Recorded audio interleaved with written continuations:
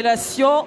J'aimerais que ceux-là qui sont assis puissent se mettre debout et ensemble acclamons le Seigneur parce que l'atmosphère qui règne en ces moments, ce n'est pas une atmosphère de gens qui sont timides, non. J'aimerais te dire, toi qui es en ces lieux, j'aimerais te demander de te connecter à la présence de Dieu qui est en ces lieux. Le Saint-Esprit est disposé. On ne vient pas dans la présence de Dieu comme par habitude, mais on vient dans la présence de Dieu par révélation. Est-ce que nous pouvons encore acclamer le Seigneur? Est-ce que nous pouvons encore acclamer le Seigneur?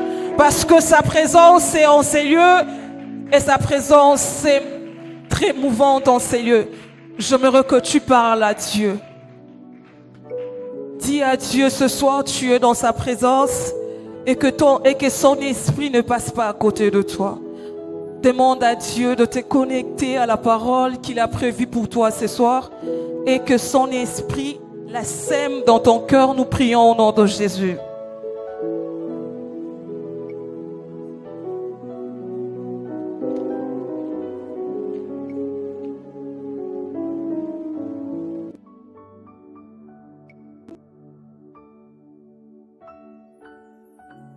Éternel, nous te bénissons ce soir, nous te rendons nos actions de grâce.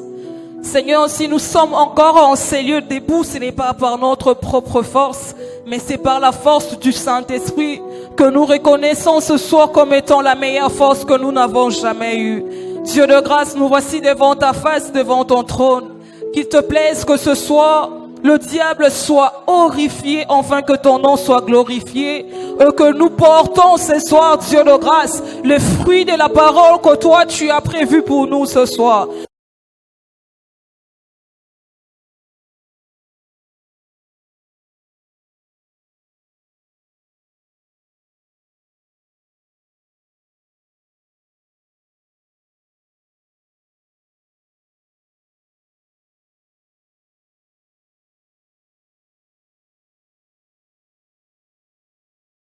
Parole de bénédiction pour nous, au nom de Jésus. Allons prendre nos Bibles rapidement. Je vais demander à ceux-là qui sont assis de bien vouloir se mettre debout. Nous sommes en train, vous ne m'honorez pas, mais nous sommes en train d'honorer la présence de Dieu qui est en ces lieux. Et là, nous voulons lire la parole de Dieu. Je suis dans le livre de Galates.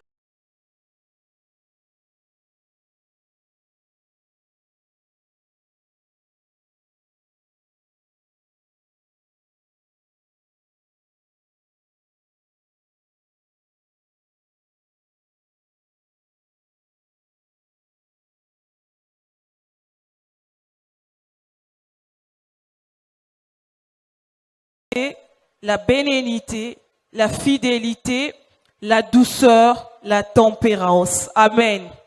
Je vous prie de vous asseoir. Je rends grâce à Dieu, lui qui est le maître de temps et des circonstances, pour ces moments favorables qu'il nous a encore accordés ce soir. Lui qui savait qu'on devait nous retrouver ici en ces lieux pour écouter la parole de Dieu. Il a prévu ces beaux cadres qui n'est que son temple et nous lui rendons infiniment des actions de grâce. Et je ne peux commencer cet enseignement sans pour autant remercier également mon père spirituel qui est le représentant légal de l'église Gagnant-Dame, le pasteur Béni Amouli Kalala, à qui je remercie infiniment de m'avoir cédé la chair, cette chair qui est très précieuse pour lui. Cette chair qui lui-même pouvait se mettre debout pour prêcher, mais il m'a quand même cédé cela et de là où il est, je ne peux que lui rendre de remerciements parce que il nous a fait encore grâce d'être là devant vous et je bénis Dieu aussi pour ces pasteurs qui sont ses collaborateurs, qui ne cessent de nous faire confiance et qui ne cessent de nous pousser encore à servir le Seigneur comme il le mérite. Et merci à toi qui es ce soir présent en ces lieux. Que le Seigneur te bénisse et surtout qu'il fasse ce qu'il a prévu pour ta vie ce soir. Amen. Alléluia. Et ce soir, le grand thème que nous allons partager, si nous avons lu le verset, vous avez compris que nous allons parler de fruits de l'esprit. Le thème de ce soir, c'est le fruit de l'esprit. Et pendant que j'étais en train de préparer cette prédication, je vous rassure, je vous dis la vérité, que lorsque ça m'a été donné, j'ai été beaucoup trop hésitante. Je dis à Dieu, je serai devant un public qui connaît ces choses. Je dis à Dieu, je me rends compte que je serai devant de personnes qui se servent, de personnes qui lisent la Bible, qui connaissent c'est quoi les fruits de l'esprit et pourquoi je dois encore être là aujourd'hui et parler de choses qu'ils connaissent déjà. Mais le Seigneur, lui qui révèle toutes choses pour un but, a insisté que ce soir, puissions parler de fruits de l'esprit. Et j'aimerais te dire que souvent dans la vie, nous avons l'habitude de vouloir on n'en vit pas, mais nous avons l'habitude de vouloir copier quelqu'un sous prétexte que c'est lui ou la personne fait très bien les choses et que nous aussi nous voulons faire les choses comme la personne. Nous prenons ces gens comme des modèles. Nous sommes là, je me dis, je veux être comme mon père spirituel, je veux prêcher comme lui, je veux être étant cette servante de Dieu qui prêche Dieu avec soif. Mais ce que nous oublions, c'est que tous ces hommes ou toutes ces femmes, servantes de Dieu ou dans le monde séculier qui percent dans la vie, ont des disciplines et ont des principes que pour que nous soyons comme et nous devons respecter. Alléluia. Et nous, étant enfants de Dieu, Christ est notre modèle. Si nous voulons copier Christ, nous devons avoir ce que Christ avait. Et Christ n'avait rien d'autre que le fruit de l'esprit qui ce soir veut que tu t'imprègnes de ça et que tu fasses de ça ta vie. Alléluia. Lorsque j'étais en train de lire la Bible, lorsque j'étais en train de revenir sur le fruit de l'esprit, j'ai pu voir que Jésus, avant qu'il puisse se séparer de ses disciples, pendant ses dernières conversations, Jésus insistait sur les fruits de l'esprit à travers ses disciples.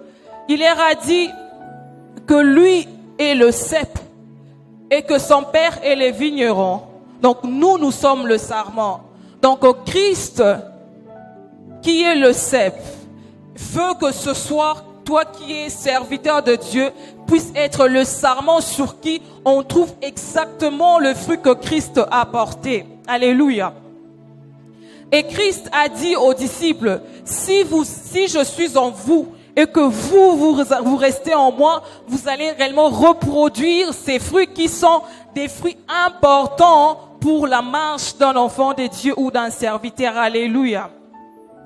Et ce soir, je me redis que tu es serviteur de Dieu. Dieu te bénit pour ça. Mais si tu n'es pas en train de développer les fruits de l'esprit, tu n'es pas semblable à Christ. Parce que Christ a été le modèle, le représentant de tous les fruits de l'esprit que nous allons apprendre ce soir. Et Dieu, quand il était en train de m'aider, le Saint-Esprit, quand il était en train de m'aider à préparer cet enseignement, il m'a dit que oui, nous pouvons avoir le fruit de l'esprit en nous, mais de nous-mêmes, il nous serait impossible de mettre en action ces fruits de l'esprit si le Saint-Esprit ne nous aide pas. Alléluia.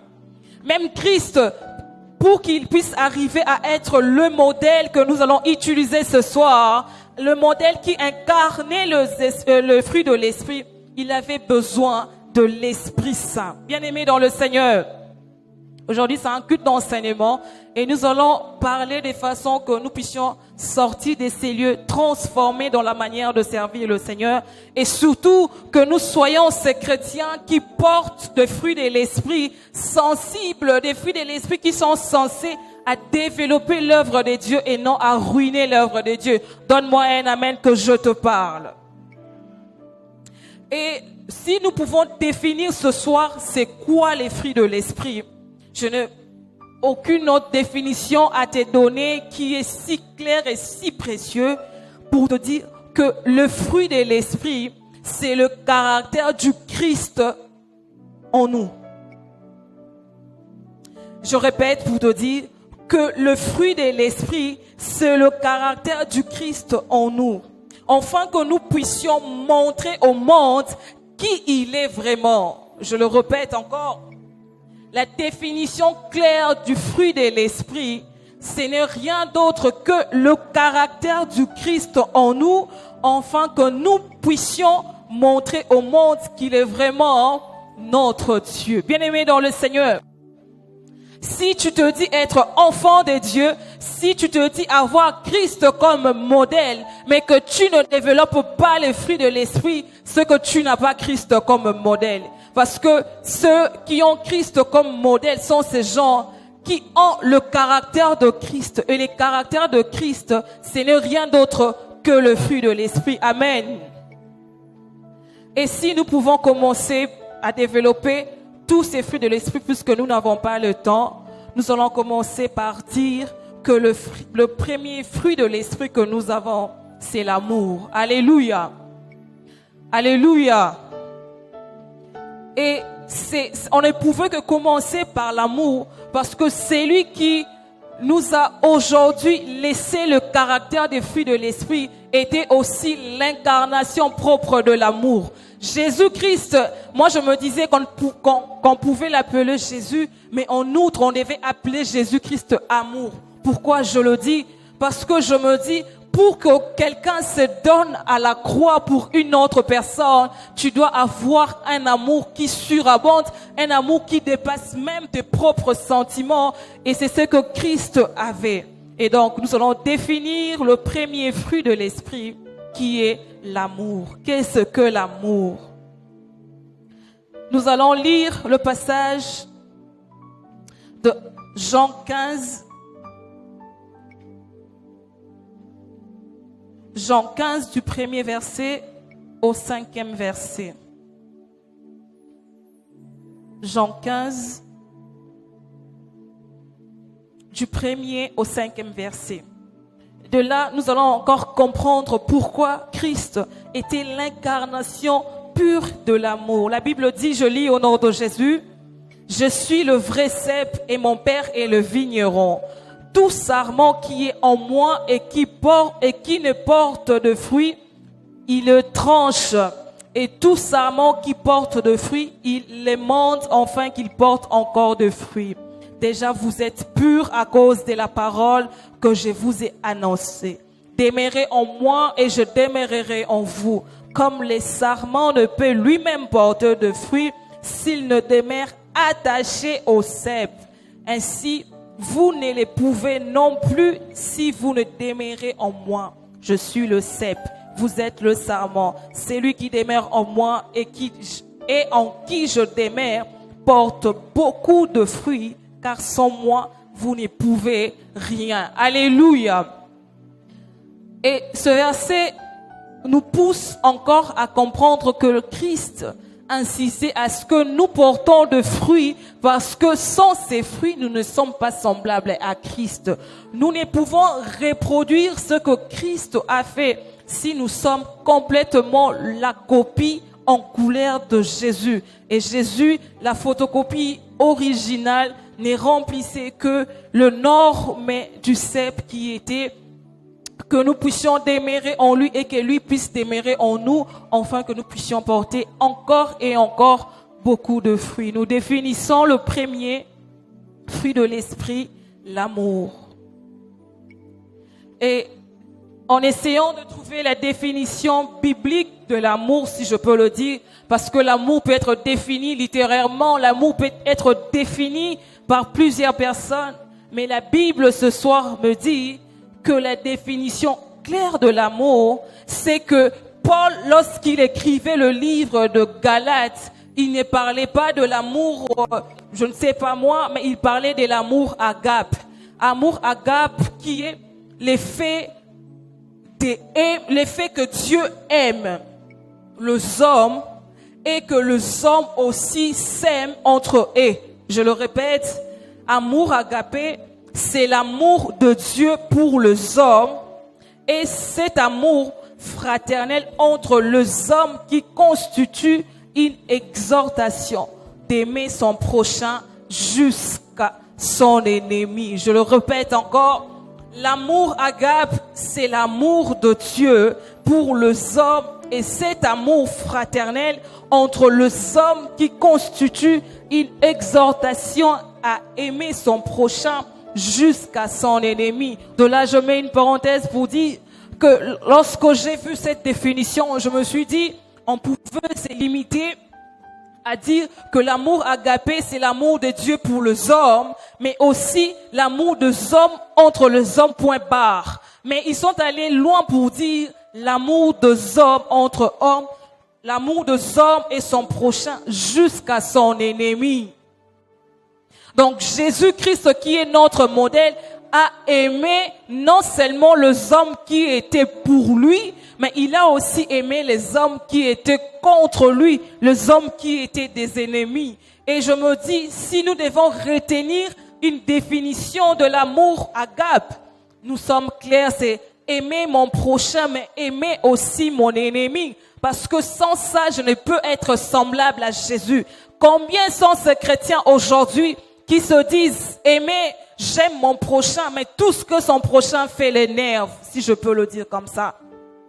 Nous sommes des chrétiens, mais c'est lorsque nous sommes à l'église ou bien dans nos environnements quotidiens, nous sommes ceux-là qui ne donnons pas de l'amour, mais nous donnons plus de haine, nous donnons plus de choses en qui on ne retrouve pas Christ. Mais aussi, ici, on nous dit que Christ a aimé les hommes, et puis il nous demande d'aimer les hommes jusqu'à aimer nos ennemis.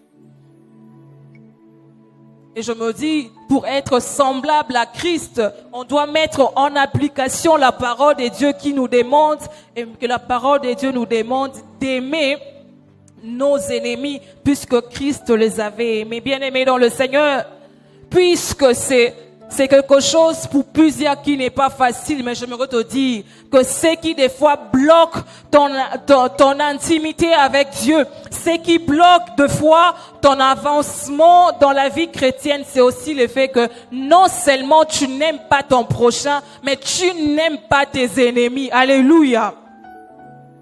Je suis là simplement pour prêcher. Je ne suis pas en train de prêcher, je suis en train d'enseigner. Donc, j'aimerais que nous soyons clairs, que nous ne cachons pas les choses. Si nous voulons être deux enfants de Dieu et que Christ puisse trouver plaisir en nous, nous devons être les modèles que Christ veut que nous soyons. Il faut être en mesure de pardonner nos ennemis et de dire à nos ennemis que malgré ce que tu m'as fait, je t'aime. Ce qui ne sortira jamais, pratiquement jamais dans la bouche de plusieurs enfants de Dieu, mais tu vas comprendre à travers cet enseignement pourquoi tu dois aimer ton prochain jusqu'à aimer ton ennemi. Et puis nous continuons. La Bible me dit que la plus haute expression qu'il soit et la plus haute intéressante définition de l'amour que nous pouvons retenir, on nous dit que l'amour ne cherche pas seulement le bien-être de moi-même, mais ça cherche l'amélioration de l'autre. Alléluia. Donc, l'amour ne cherche pas seulement que je sois bien, mais ça cherche aussi que mon prochain s'améliore dans des choses qu'il n'arrive pas à améliorer, mais à travers moi. Bien-aimé dans le Seigneur, Jésus-Christ était celui qui ne laissait pas les gens être dans la souffrance, si je peux dire. Christ était celui qui aimait. Jésus-Christ a aimé. Jésus-Christ a voulu que nous soyons aujourd'hui des améliorations que l'autre fois nous ne pouvons pas être. Alléluia. Si Christ disait que pour lui l'amour consistait à se voir lui-même, Christ se voyait lui, il s'est dit que l'amélioration de ce genre pourrait venir mais de leur propre force. Christ ne l'a pas fait. Christ nous dit que pour lui, l'amour, c'est pas seulement mon bien-être, mais aussi l'amélioration de l'autre. Mais ce que j'ai aimé, c'est qu'on a dit que souvent, c'est difficile de vouloir l'amélioration de l'autre, surtout lorsqu'il n'y a pas d'affection ni de ressenti. Bien-aimé dans le Seigneur, je me te dis que oui, cette partie m'avait aussi moi-même enseigné, puisque deux fois on s'est dit, je ne suis pas attaché à la personne, je n'ai pas d'affection directe avec la personne. Comment je peux être là en train de vouloir l'amélioration de quelqu'un de loin que je ne connais pas? Mais une chose qui m'est revenue, et cela m'a dit, que si tu arrives à prier pour tout le chrétien du monde que tu ne connais pas, tu peux vouloir l'amélioration de quelqu'un d'autre par la prière. Alléluia. Et aujourd'hui, gagnant d'âme, le Seigneur t'enseigne non seulement à vouloir l'amour pour toi-même, mais à vouloir l'amour aussi pour l'autre, afin que tu l'amènes à une quelconque amélioration. Et on me dit que Jésus a démontré cette sorte d'amour en allant à la croix de Golgotha. Alléluia. Vous vous rendez compte que Jésus qui nous parle a pu être un exemple pour nous d'amour parce qu'il a été crucifié pour que toi et moi sommes ce que nous sommes aujourd'hui. Et là, je me suis dit que Christ aussi pouvait avoir un autre choix. Il s'est dit, je ne meurs pas à la croix de Golgotha et que chacun pour soi, Dieu pour tous. Mais Christ est allé à la croix de Golgotha. Il ne te connaissait pas. Christ ne savait pas que toi, tu allais aujourd'hui devenir serviteur. Il avait supposé qu'il était en train de mourir à la croix de Golgotha pour qu'un homme en 2022 soit aujourd'hui servant de Dieu. Pour que des années passées, quand il y ait un homme qui donne sa vie à Jésus-Christ. Bien-aimé dans le Seigneur, dans le monde actuel, les fruits de l'esprit qui est l'amour, si je peux le dire, on commence à les chercher parmi les humains. Parce que les humains ont ces déficits d'aimer l'autre à vouloir mourir pour la personne. Nous disons que j'aime mon frère, c'est mon frère de l'église, c'est ma sœur. Mais les actions que nous sommes en train de poser nous limitent à croire que des fois nous n'aimons pas, mais nous apprécions. Nous n'aimons pas, mais nous sommes juste attachés à la personne. Et cela me pousse à lui rendre de service. Et ce soir, j'aimerais te dire, Christ t'enseigne à être celui qui aime jusqu'à aller à la croix de Golgotha pour ton ami ou bien pour ton frère. Donne-moi un amen que je te parle. Christ est l'exemple d'un fruit de l'esprit qui est l'amour. Jésus-Christ savait que nous étions les bénéficiaires de ces gestes qu'il avait posés à la croix de Golgotha. Mais au-delà de ses sentiments propres, Christ est allé à la croix de Golgotha pour nous. Et ce soir, il se dit encore qu'il peut encore revenir à la croix de Golgotha pour te racheter. Aussi longtemps que tu auras besoin de lui, il pourra retourner à la croix et te ramener ce que ton cœur désire. Amen. Et c'est cette sorte d'amour que Dieu ce soir veut déposer en nous. Outre, il l'avait déposé, mais on l'avait juste mis de côté parce qu'on se disait que c'était une lourde charge d'aimer notre prochain jusqu'à aller à la croix de Golgotha. Et souvent, c'est même pour nous, souvent on se dit que j'aime mon père, j'aime ma mère. Et nous sommes souvent, nous les enfants, qui, sous le statut, nous disons ce que nous ressentons pour nos parents. Mais je me suis posé la question, si on me demandait d'être un jour à la croix de Golgotha pour ma mère, est-ce que je le ferais? C'est souvent des questions qu'il faut se poser.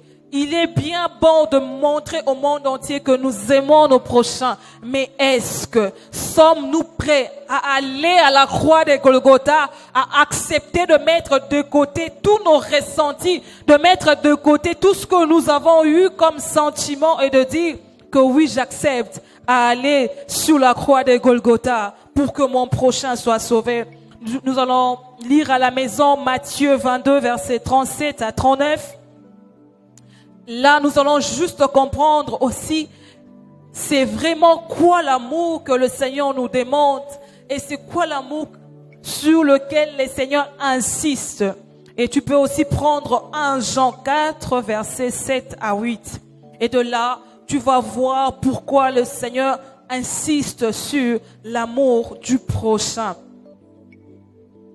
Bien-aimés dans le Seigneur, les fruits de l'esprit, c'est comme je l'ai dit au début, ce sont des choses que par notre propre force, nous ne pourrons pas mettre en application chaque jour. Mais seul le Saint-Esprit peut nous aider à mettre chaque jour de manière quotidienne ces fruits de l'esprit en application. Et je retenais, il y a une citation qu'une auteure française a dit, je pense que je l'ai eu en 5e année de humanité, où il a dit que aimer, c'est avoir quelqu'un pour qui mourir. C'est Simone de Beauvoir qui l'a dit. Il a clairement dit que aimer, c'est avoir quelqu'un pour qui mourir. Bien-aimé dans le Seigneur, si tu ne t'es jamais arrivé au point de te dire, je me sacrifie pour que cette personne ait cette chose que moi je n'ai pas, si tu ne t'es jamais arrivé à dire que moi, je me prive de ça pour que l'autre ait ça à ma place, dis-toi que tu n'es jamais arrivé à la dimension d'amour que le Christ veut voir en toi. Alléluia. Et c'est ça l'amour agapé, aimer son prochain. Combien sommes-nous là parce qu'il m'a fait du mal, je ne l'aime plus. Parce qu'il m'a fait ceci, je ne l'aime plus. Parce qu'il m'a dit ça, je ne l'aime plus. Nous sommes le premier à retirer cet amour que nous donnons aux autres. Et si Christ se décidait un jour d'enlever lui aussi cet amour qu'il nous a montré, est-ce que nous serons ce que nous sommes aujourd'hui? Est-ce que nous pouvons nous dire un jour que Christ nous a fait ça? Pourquoi? Parce que si Christ, je me dis, n'était pas à la croix de Golgotha, je me pose la question, ce monde serait vraiment un monde où nous saurons supporter ce qui se passe? Ce n'est juste que par l'amour que le Christ nous a sauvés de dégâts et de choses qui allaient arriver, qui n'allaient pas être pour nous de choses bénéfiques pour l'avancement de l'œuvre de Dieu. Alléluia. Et nous allons parler du deuxième fruit de l'esprit qui est la joie.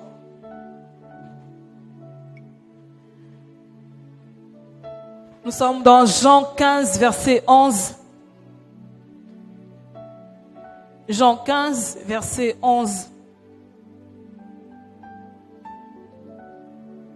Jean 15, verset 11.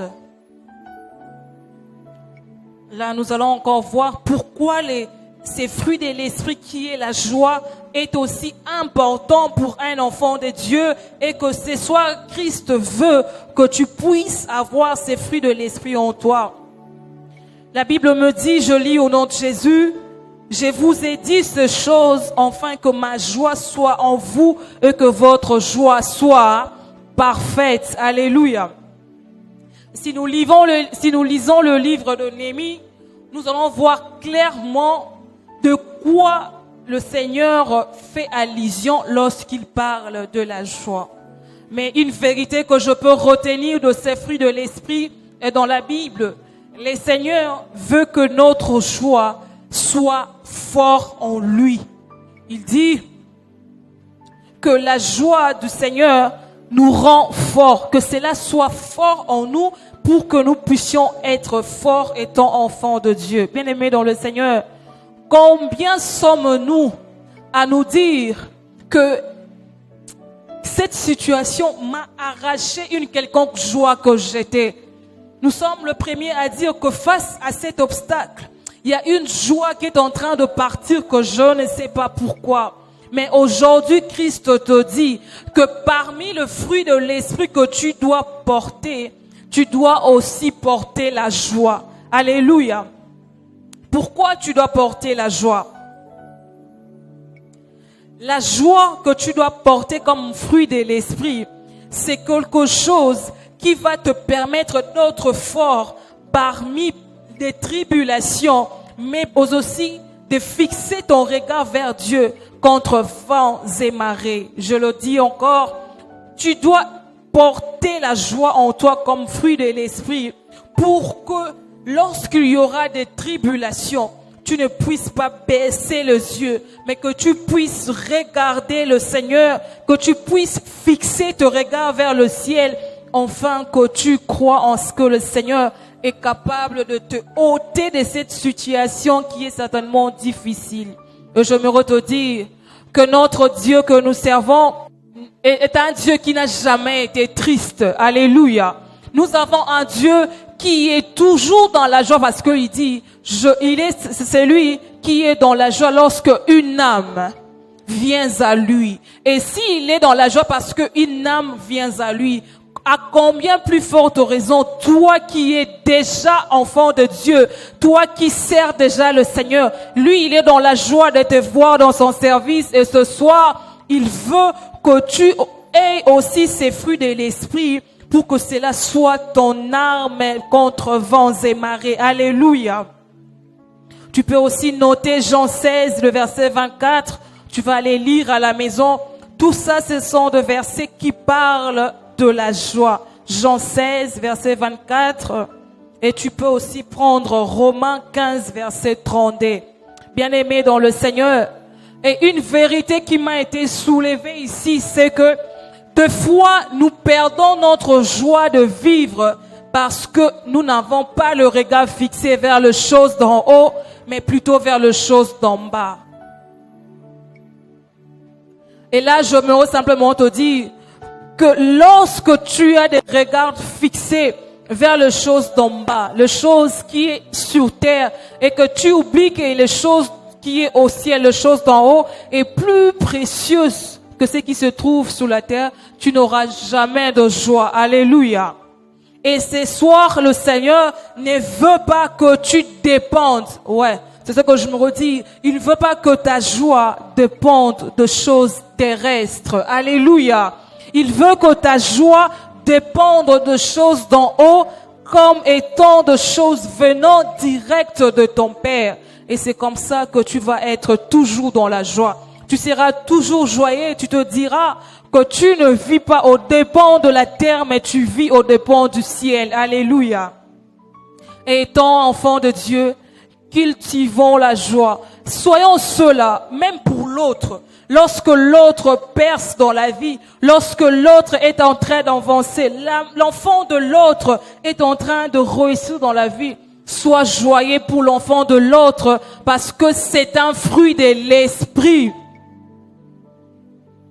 Tu n'es pas joyeux simplement parce que c'est ton ami, non. Mais c'est parce que étant enfant de Dieu, les fruits de l'esprit que nous sommes censés aussi communiquer aux autres, la joie en fait partie. Alléluia.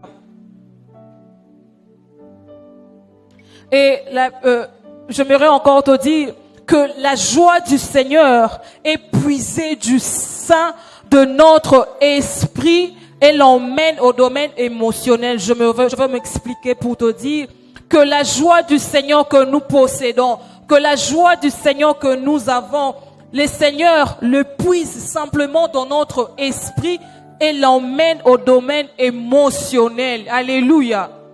Si tu es ce genre de personne qui ne se réjouit jamais du bonheur des autres, même du peu que tu as, c'est un problème et le Seigneur ne pourra pas communiquer sa joie en toi parce qu'il se dira que émotionnellement, ton esprit ne capte pas un fruit de l'esprit qui est la joie. Et donc, bien-aimé dans le Seigneur, serviteur et servant de Dieu, enfant de Dieu, habitue ton esprit à être toujours joyeux, afin que le Saint-Esprit communique cette joie à ton émotion. Et là, j'aimerais vous donner un exemple. 2 jours, je pense, j'étais en train de réfléchir. C'était après que la caresse puisse passer. Je m'étais mis en cause. J'avais vraiment pris un cahier, j'avais tout écrit et je me posais des questions. Je me disais, bon, je n'étais pas joyeux. Je me posais tellement de questions, je me disais qu'il y avait beaucoup, pour moi, il y avait beaucoup d'impossibilités. Je me disais, ça peut arriver comme ça peut pas. Je ne crois pas que cela pourra arriver comme ça. Et je vous jure, je vous le rassure que depuis que la caresse avait pris fin, j'ai repris la joie qu'aujourd'hui, lorsque j'ai préparé cet enseignement, alléluia. Je vous dis, bien sûr que j'avais Christ en moi, mais il y avait des choses qui bouillonnaient en moi, qui m'arrachaient une joie. Mais je me suis connecté à cette pensée qui dit que si en moi, je n'ai pas la joie, le Saint-Esprit ne peut pas communiquer cette joie et l'affecter dans mon domaine émotionnel. Et je me suis dit que je ne pourrais pas communiquer la joie aux gens qui m'entourent. Il c'est pour eux que je me lève et que je sois toujours fâché, que je sois là avec ma famille, mais que je n'arrive pas à transmettre une certaine joie que je devais transmettre. Et c'est lorsque je préparais cet enseignement que j'ai senti qu'on me reprochait que ce fruit de l'esprit, je l'avais perdu simplement lorsque le Seigneur avait prévu de faire des choses dans ma vie et je me te repentis. Seulement aujourd'hui, je dis à Dieu, désormais, peu importe ce qui pourra m'arriver, si je ne perdrai jamais quelque chose, c'est la joie. J'aimerais toujours cultiver la joie en moi pour que je sois aussi un canal de joie pour les autres. Alléluia. Et le troisième fruit de l'esprit, c'est la paix. Et là, nous allons voir à la maison Ésaïe 26, verset 3. Ésaïe 26, verset 3. Et si nous pouvons parler de la paix, j'aimerais simplement que nous puissions définir la paix comme étant un bien-être. Pour ne pas aller loin. Lorsque je dis que la paix, c'est un bien-être parce que la paix inclut le repos, la paix inclut la protection, la paix inclut la liberté et surtout, la paix inclut une tranquillité de tous nos soucis. Alléluia. Christ a fait mention de ça à ses disciples. Christ a pu dire à ses disciples que la paix que moi je donne, c'est une paix que le monde ne pourra jamais donner. Alléluia. Si nous, enfants de Dieu, nous manquons ces fruits de l'esprit qui est la paix, je me te dire que ce que le Seigneur n'est pas en nous, puisqu'il nous dit que la paix qui vient de lui surpasse toute paix qui peut être dans ce monde. Et si tu peux retenir une chose concernant la paix, je me te dire que lorsque nous avons le regard tourné vers Dieu, et que nous avons confiance, nous avons foi en Dieu, nous jouissons d'une paix qui est parfaite. Alléluia. La paix que le Seigneur nous donne, c'est une paix. Si lorsque nous avons confiance à lui, nous avons foi en lui, c'est une paix qui sera parfaite. Et de là, je me redis, souvent nous avons tendance pour avoir la paix à nous confier à d'autres personnes. Je me dis, lorsque la personne va me parler, j'aurai une certaine paix. Lorsque je serai en face d'une telle personne, je veux me sentir mieux. Mais le Seigneur te dit ce soir, le fruit de l'esprit qui est la paix ne peut être parfaitement vécu dans ta vie si tu as le regard tourné vers lui, si tu as le regard tourné vers le Seigneur. Combien de fois nous avons le regard tourné vers les hommes pour chercher la paix?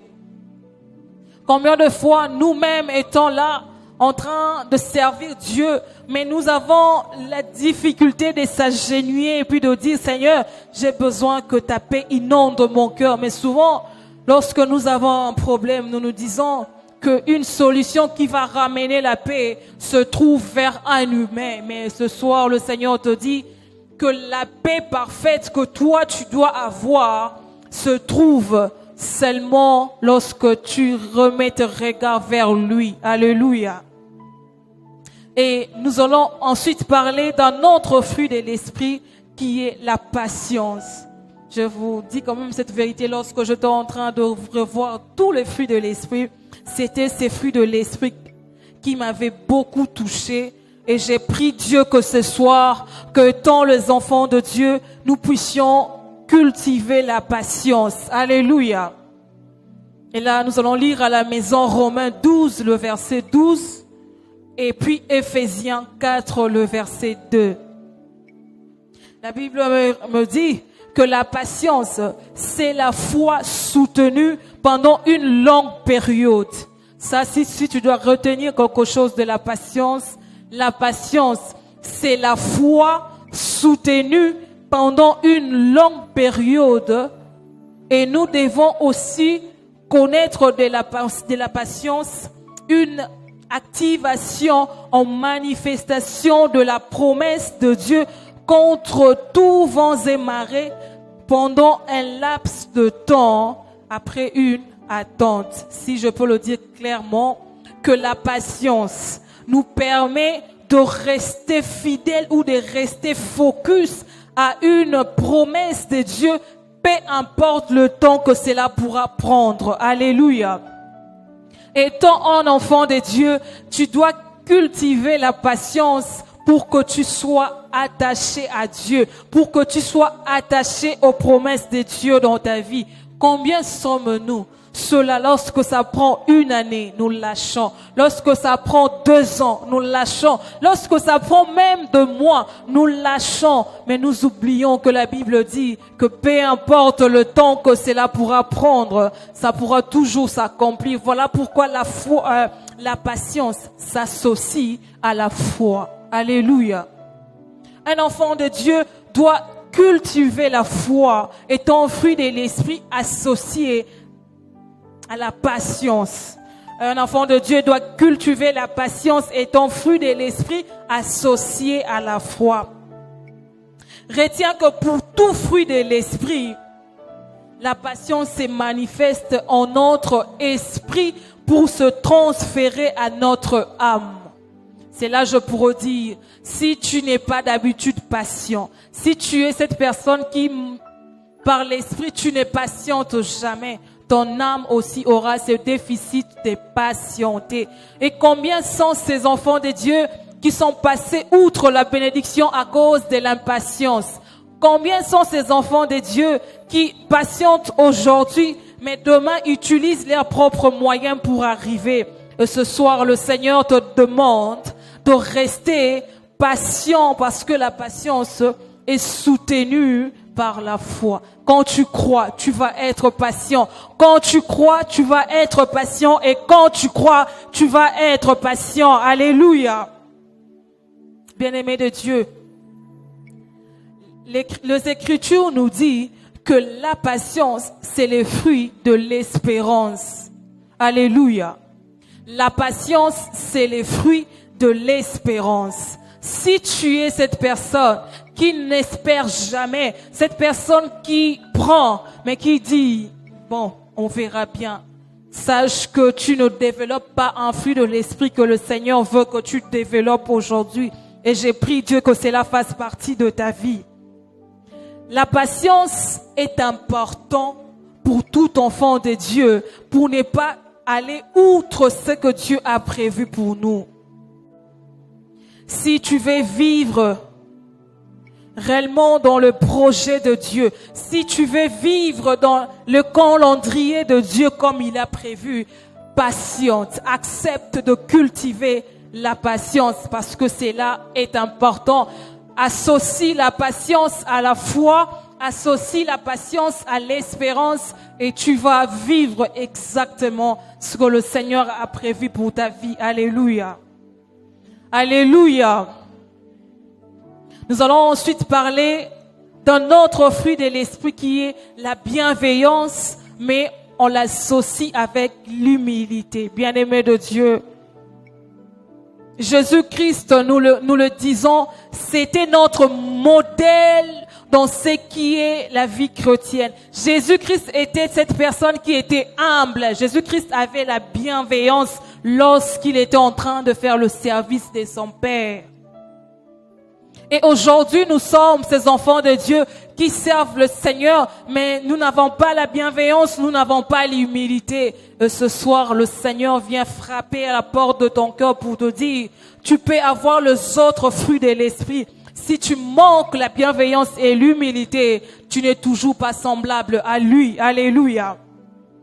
Et si nous pouvons avoir une définition de la bienveillance ne signifie rien d'autre que exceller moralement dans son caractère ou dans son attitude en bonté et en gentillesse. Je le répète, que la bienveillance, c'est exceller moralement dans son caractère ou dans son attitude en bonté et en gentillesse. Ici, j'ouvre une parenthèse pour dire que souvent, les gens confondent avoir un mauvais caractère et le principe, bien-aimé de Dieu. Tu peux avoir de principes dans la vie et être quelqu'un de bienveillant, quelqu'un qui est toujours jovial, qui est toujours gentil, quelqu'un qui, au lieu d'ouvrir la Bible, tu n'as que ton caractère comme un modèle ou un païen peut s'attacher à Jésus. Tu es là, tu souris, tu es là, tu accueilles les gens avec sourire. Tu es là, tu témoignes déjà dans ta personne cette bienveillance dans ta façon de faire, cette bonté et cette gentillesse. Il y a de personnes qui manquent catégoriquement de la bienveillance, mais qui sont de serviteurs.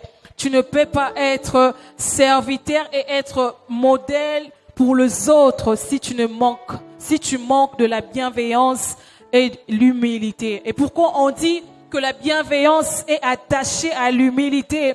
Parce que l'humilité n'est rien d'autre que le bien-être, le bienveillant et la gentillesse qui inclut la douceur et la soumission.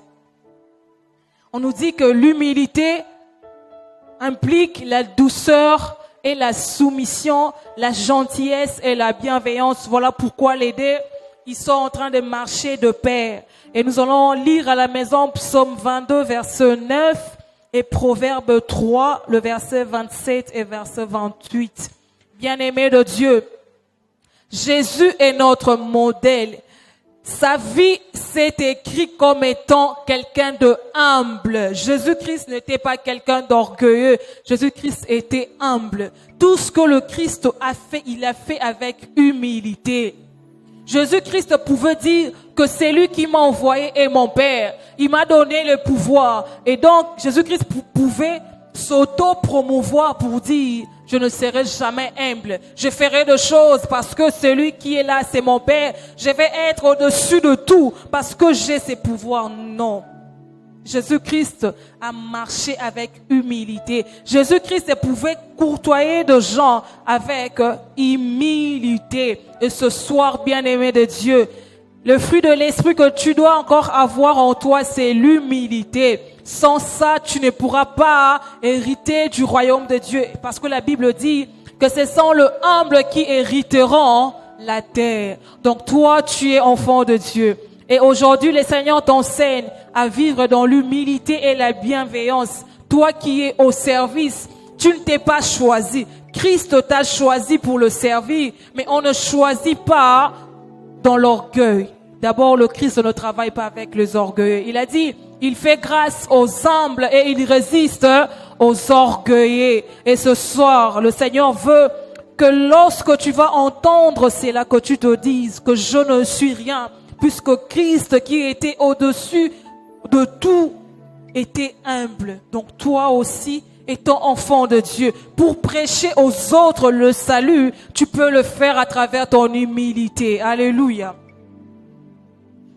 Combien sommes-nous à l'église? Nous ne voulons pas nous soumettre à des autorités qui sont établies. Il y a des gens, même dans la vie courante, c'est parce que je suis enfant d'un tel, c'est parce que j'ai un tel privilège que je ne veux jamais m'humilier. Si tu es chrétien et que tu m'écoutes ce soir, peu importe le titre que tu portes, le Seigneur te demande de cultiver l'humilité parce que sans ça, tu n'hériteras de rien, alors de rien. Alléluia. Que le Seigneur nous aide à être ce chrétien humble, à être ce chrétien qui, lorsqu'on les réprimande, même lorsqu'on est en train de l'offenser, mais il sert quand même avec humilité. Vous allez réellement me permettre de donner cet exemple. Moi, si j'ai un modèle du côté de la bienveillance et de l'humilité, je me redire, c'est le pasteur Poutou. L'autre fois, je disais à une sœur que je n'ai jamais vu cet homme de Dieu avoir un visage froissé. Jamais. Il est parmi ces personnes, quand je le regarde, je le vois toujours sourire. Et il a toujours eu le sourire quand il est en train de servir, même lorsqu'il est hors service. Et c'est là que je me suis dit, s'il y a des gens pour qui nous devons tirer de photocopies, de modèles, il est parmi les gens qui sont pour moi un modèle de l'humilité et de bienveillance. Je ne sais pas si c'est faux, il a toujours eu cette gentillesse sous son visage. Ça, c'est un enfant de Dieu. Un enfant de Dieu est celui qui procure non seulement de la bienveillance, mais il est aussi celui qui est humble, celui qui se rabaisse, celui qui se dit, je prends et je mets en action. S'il y aura à ranger, on pourra le faire, mais pour l'instant, je suis humble et je le prends. Que Dieu bénisse sa parole en tout cas. Et nous allons encore parler d'un autre fruit de l'esprit pour finir. Nous allons parler de la bonté. La bonté. Psaume 119, le verset 68, nous allons les lire à la maison. Luc 18, verset 19, nous allons les lire aussi à la maison. Matthieu 19, le verset 17, et nous allons aller lire à la maison. Bien-aimés de Dieu, Jésus a aussi dit clairement qu'il n'y avait qu'une seule personne qui soit bonne et qui soit parfaite. Cette personne, c'est qui? C'est Dieu. Seul Dieu est bon et parfait, et que nous autres, nous sommes attachés à celui qui est parfait, et nous aussi nous sommes devenus parfaits. Et ce que toi tu dois cultiver ce soir comme fruit de l'esprit, c'est la bonté. Lorsque nous lisons dans Galates verset 5, 22, qui est notre passage clé, la bonté fait partie de fruits de l'esprit. Pourquoi? Parce que pour arriver à marcher avec Christ, tu dois te dire que je suis bon. Tu dois te dire que je suis en train de suivre quelqu'un qui est bon. Christ était quelqu'un qui avait un niveau de bonté élevé. Et donc, si nous sommes les modèles de Christ, nous ne pouvons pas parler des fruits de l'esprit et passer à côté de la bonté. Bien-aimés de Dieu,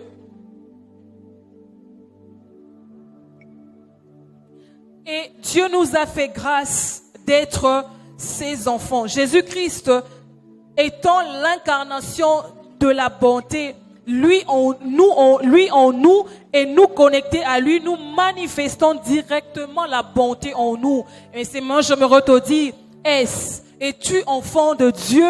Es-tu en Christ pour manifester cette bonté? Puisque seuls ceux qui sont en Jésus, ceux-là qui sont connectés en Christ par le canal du Saint-Esprit, sont censés manifester cette bonté. Et ce soir, le Seigneur nous parle encore pour nous dire que nous ne pouvons pas être enfants de Dieu, serviteurs dans sa maison et ne pas être remplis de ces fruits de l'Esprit qui est la bonté. Bien-aimés de Dieu, la bonté se manifeste à travers notre caractère. La bonté se manifeste à travers notre caractère. Combien sont-ils de gens qui disent, oui, je suis serviteur de Dieu, je suis servante, je suis dans une famille chrétienne où nous prions constamment Dieu, mais en toi, on n'a jamais ressenti ce caractère de bonté. En toi, on n'a jamais constaté ces caractères de bonté. Et j'aimerais encore te dire que la bonté s'associe à la foi. Je disais que la bonté s'associe à la foi. Dieu transmet sa propre foi en nous, afin que nous puissions manifester sa bonté. Alléluia. Et Dieu sait qu'il attend de nous, après avoir reçu cette bonté, ce que nous vivons par cette bonté comme Christ l'avait fait. Christ était celui qui vivait dans la bonté. Jésus-Christ était celui à qui on pouvait voir la bonté, que ce soit dans le caractère, que ce soit dans les agissements. Il n'y avait pas de discordance dans ce qu'il faisait, dans ce qu'il disait, parce qu'il était lui-même l'incarnation de ce qu'il disait. Alléluia. Et ce soir, Dieu te demande de cultiver encore un autre fruit de l'esprit qui est la bonté. Et pour finir, nous allons parler de la maîtrise de soi, qui est aussi un fruit de l'esprit très important que les enfants de Dieu doivent avoir en eux. Proverbe 29, le verset 11, à lire à la maison. Tite 2, verset 11 à 12. et 2 Pierre, verset 1er, 2 Pierre, le verset 1 du chapitre 5, le verset 5 à 9. Et là, nous allons lire Proverbe rapidement 29. Nous devons le lire et nous allons le lire. Proverbe 29, le verset 11. Proverbe 29, le verset 11. Proverbe 29, le verset 11, la Bible dit, je lis au nom de Jésus, la Bible nous dit que l'insensé met en dehors toute sa passion, mais le sage la contient. Alléluia. La Bible me dit que l'insensé met en dehors toute sa passion, mais le sage le contient. Bien-aimé de Dieu, parlons de maîtrise de soi. Je n'aurais pas beaucoup à dire parce que lorsque je préparais, c'est là Dieu m'a dit qu'il est ce genre de Dieu qui ne panique jamais devant les situations. C'est là la maîtrise de soi que le Seigneur veut que nous ayons ce soir. Alléluia. Notre Dieu ne panique jamais devant aucune situation. Il est ce Dieu qui garde son sang-froid. Et ce soir, il veut te dire, toi qui es enfant de Dieu, toi qui es dans son service, toi qui l'entends ce soir, ayant ces fruits de l'esprit en toi, tu ne vas jamais paniquer. Et nous voulons être comme le Christ. Nous devons manifester la maîtrise de soi. Bien-aimé de Dieu, ne sois pas ce genre de chrétien qui panique directement lorsque tu vois quelque chose. Ne sois pas ce serviteur qui devant l'impasse, il panique. Ne sois pas ces prédicateurs ou ces, je ne sais pas moi, dans quel service, toi qui paniques devant n'importe quelle situation, pendant que notre Dieu nous a capacité au niveau de contrôler nos émotions. Alléluia.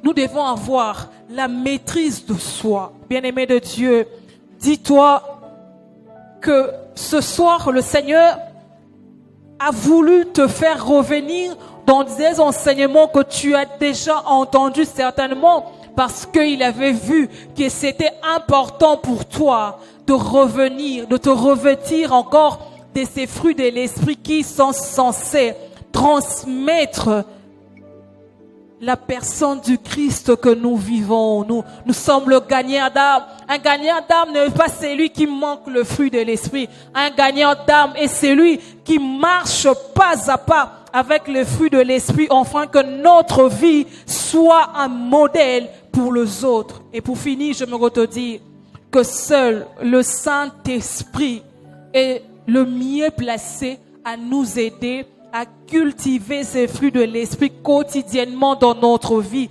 Nous ne pouvons pas fournir plus d'efforts et laisser le Saint-Esprit à côté. Le Saint-Esprit est celui qui va nous tenir par la main et nous dira qu'aujourd'hui nous allons cultiver l'amour. Aujourd'hui nous allons cultiver la patience. Nous allons cultiver la joie, la paix, la bénédiction, la fidélité. Le Saint-Esprit ne peut t'aider le Saint-Esprit seul pourra t'aider à le cultiver. Alors je me redis que le Seigneur a encore frappé la porte de ton cœur étant serviteur. Il a frappé à la porte de ton cœur étant son enfant. Il te dit, il est le modèle parfait que nous devons imiter. Il est celui que nous devons copier pas à pas, lettre par lettre. Et ce soir, si tu te disais que je suis enfant de Dieu et que tu n'es manifesté pas l'esprit de l'esprit, il est temps pour toi de réparer, de manifester le fruit de l'esprit, parce que le Seigneur t'utilisera encore et encore si seulement tu es porteur de ces fruits de l'esprit. Nous allons nous mettre debout et nous allons prier pendant un petit moment. Nous allons réellement demander à Dieu de nous revêtir ce soir de ces fruits de l'esprit dont il nous a parlé. Est-ce que nous pouvons nous mettre debout, s'il vous plaît? Nous venons d'entendre les différents fruits de l'esprit ce soir. L'humilité, la bienveillance, la foi. Et tout ça font partie de choses qu'un enfant de Dieu doit porter. Je demandais à ceux-là qui sont assis de bien vouloir se mettre debout et ensemble, nous allons implorer ce soir le Saint-Esprit, lui qui est le meilleur esprit que nous avons, qui peut nous pousser à cultiver ces esprits, à nous aider. Tu vas aller prier, tu vas aller demander au Saint-Esprit que de tes propres forces, il te sera impossible de pouvoir manifester le fruit de l'esprit, mais que lui seul soit réellement le mieux placé à t'aider à le faire. Nous prions au nom de Jésus.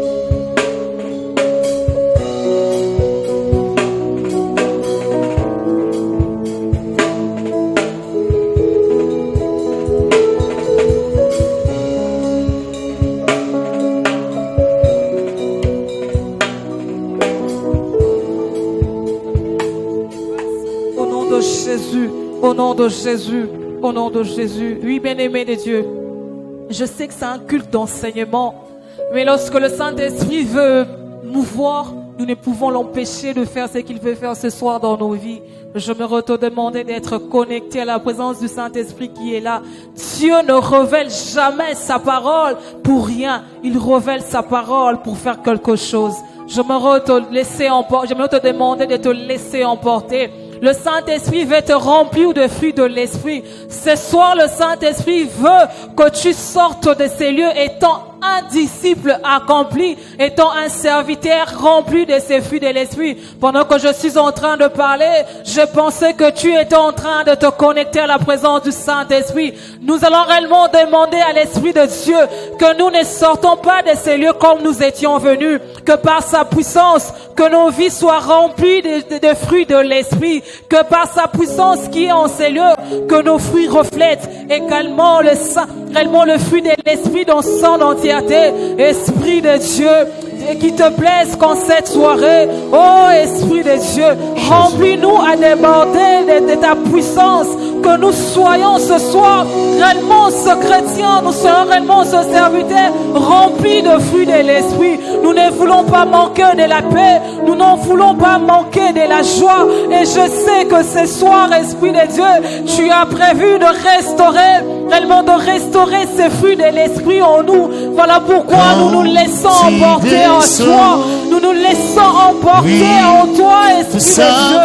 Réellement, remplis-nous de ton fruit. Remplis-nous ce soir, Esprit de Dieu, que nous témoignons réellement que nous sommes enfants de Dieu à cause de ces fruits qui nous remplissent ce soir. Esprit de Dieu, réellement, remplis-nous à déborder que nous soyons réellement des modèles comme tu l'as prévu.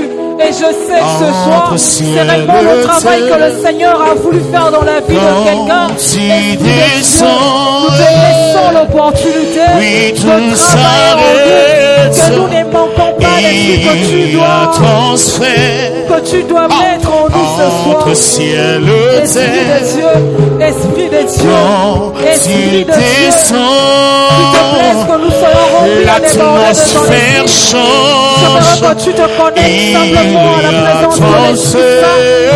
Il veut simplement remplacer le Saint-Esprit de l'Esprit qui te sont yes, Esprit de Dieu. Les aveugles voient, les paralytiques sautent et jouent,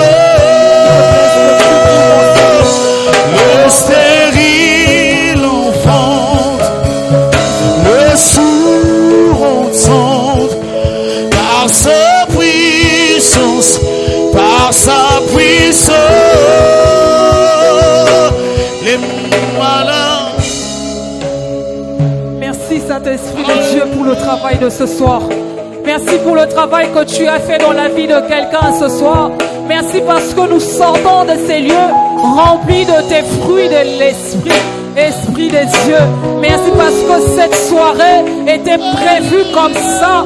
Cette soirée était prévue comme ça, Esprit des cieux. Toi qui es disposé ce soir, qu'il plaise à Dieu de restaurer la vie spirituelle que tu avais perdue à cause du manque de fruits de l'esprit. Je suis en train de prier pour quelqu'un. Je me te dire que ce soir, le Seigneur a restauré ce fruit de l'esprit que tu avais perdu.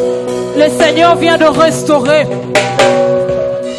ce fruit de l'esprit que tu avais perdu. Vas-y, commence à bénir le Seigneur pour la parole de ce soir. Bénis Dieu parce qu'il a restauré ce que tu manquais autrefois. Et ce soir, il a encore fait de toi un enfant de Dieu, rempli de fruits de l'esprit. Nous prions.